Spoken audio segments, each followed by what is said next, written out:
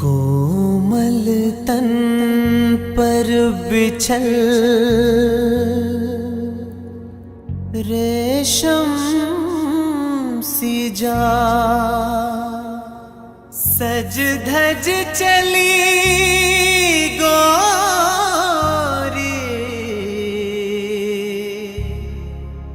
हो गए लोग बेहाल।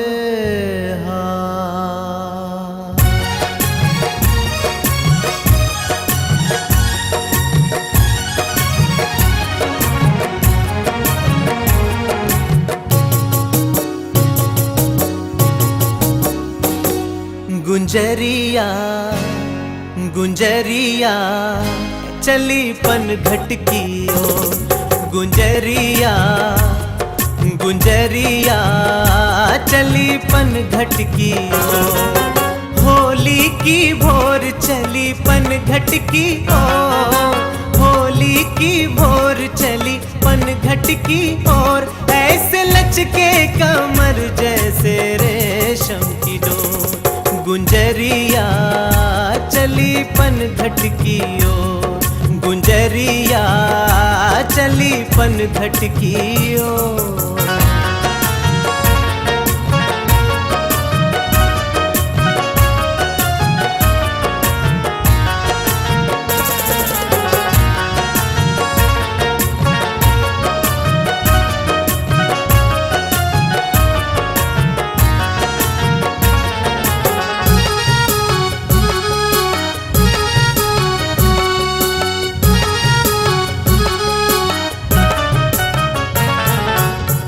चांद चकोरी ललाट सोहे बिंदिया सबके उड़ाती हली सपनों की निंदिया।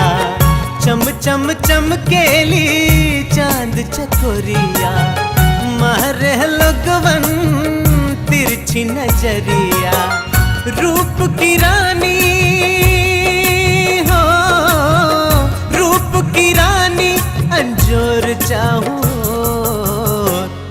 गुंजरिया गुंजरिया चली पन घटकी ओ गुंजरिया चली पन घटकी ओ।